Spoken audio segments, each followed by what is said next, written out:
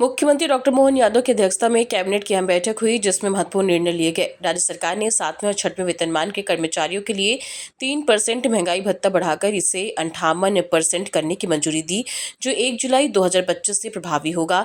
वहीं पेंशनर्स के लिए भी 1 जनवरी 2025 से 3% महंगाई राहत बढ़ाने और 1 जनवरी 2025 से 31 मार्च 2026 तक एरियर राशि एक मुश्त देने का फैसला लिया गया है। इसके अलावा दिव्यांग संस्थाओं में कार्यरत अतिथि शिक्षकों का मानदेय 9,000 रुपए से बढ़ाकर 18,000 रुपए प्रति माह कर दिया गया है, जिससे उन्हें बड़ी राहत मिलेगी। कैबिनेट ने राज्य में आधुनिक तकनीकी को बढ़ावा देने के लिए AI स्टेट मिशन शुरू करने का निर्णय भी लिया, जिसके तहत कृषि, स्वास्थ्य, पोषण और आपदा प्रबंधन जैसे क्षेत्रों में आर्टिफिशियल इंटेलिजेंस का उपयोग किया जाएगा। साथ ही महाना सिंचाई परियोजना को मंजूरी दी गई, जिससे रीवा जिले के 8 गांव को सिंचाई सुविधा मिलेगी। महिलाओं और बच्चों के पोषण को ध्यान में रखते हुए आंगनबाड़ी में पूरक पोषण आहार की राशि 8 रुपए से बढ़ाकर 12 रुपए प्रतिदिन कर दी गई है। वहीं OBC वर्ग के युवाओं के लिए शौर्य संकल्प प्रशिक्षण योजना शुरू करने का निर्णय लिया गया है, जिसके तहत प्रदेश के 10 संभागों में प्रशिक्षण केंद्र स्थापित किए जाएंगे। इन फैसलों को राज्य के समग्र विकास, सामाजिक सुरक्षा और तकनीकी प्रगति की दिशा में बड़ा कदम माना जा रहा है।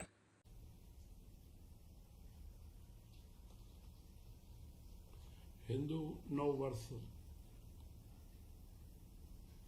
के पश्चात आज पहली बैठक कैबिनेट की हुई। माननीय मुख्यमंत्री मोहन यादव जी के अध्यक्षता में कई महत्वपूर्ण निर्णय लिए गए और उसी के साथ में उन्होंने गुड़ी पड़वा के दिन से जल गंगा संवर्धन अभियान के शुभारंभ की चर्चा करी और सारे मंत्री व विधायकों के उनका आह्वान भी रहा कि वे इसको एक सफलतम अभियान के रूप में आगे बढ़ाए।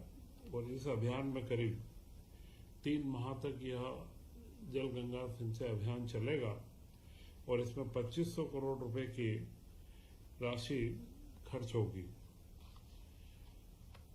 प्रधानमंत्री मोदी जी के नेतृत्व में जल संरक्षण को राष्ट्रीय अभियान के रूप में चलाया जा रहा है और यह अभियान मध्य प्रदेश में पिछली बार भी सराहा गया और इस बार भी इसकी पूर्ण सफलता होगी।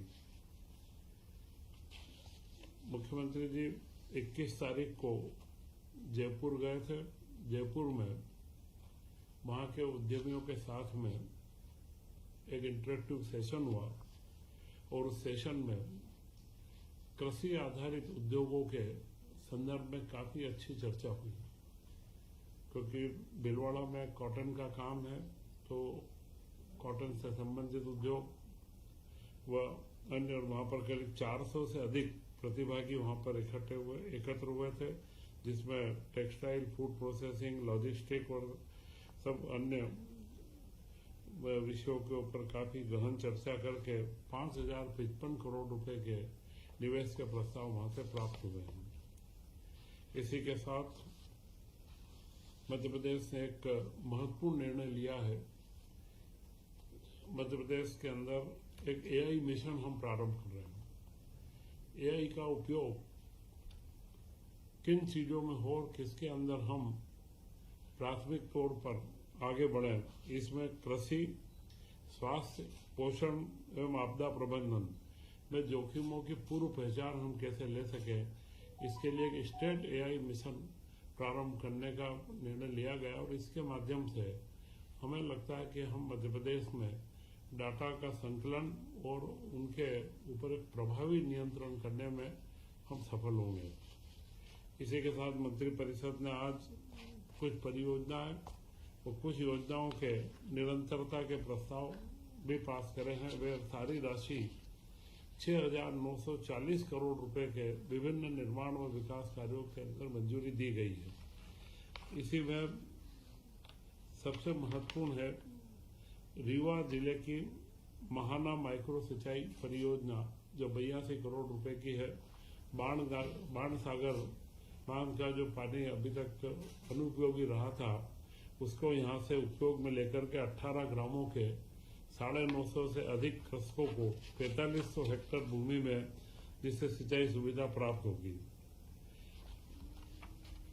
मंत्रिपरिषद द्वारा दिव्यांगता के क्षेत्र में संचालित जो संस्थाएं हैं वहां पर जो अतिथि शिक्षक थे उन शिक्षकों को 18,000 रुपये 9,000 की जगह पर 18,000 रुपये का मानदेय प्रति माह देने का निर्णय लिया गया है। एक महत्वपूर्ण योजना आंगनवाड़ी के लिए केंद्र में पूरक पोषण आहार जो अति कम वजन के बच्चे, कुपोषण दो तरीके का है, अति कम वजन वो कुपोषण बच्चे, अति कम वजन के बच्चों के लिए जो अभी राशि 8 रुपये प्रति माह थी 6 माह से 6 साल तक के, उनके लिए वह 12 रुपये प्रतिदिन की पोषण की राशि स्वीकृत की गई है, जिससे कुपोषण की कमी को हम निरंतर जो मध्य प्रदेश में अग्रसर है उसे हम आगे बढ़ाएंगे।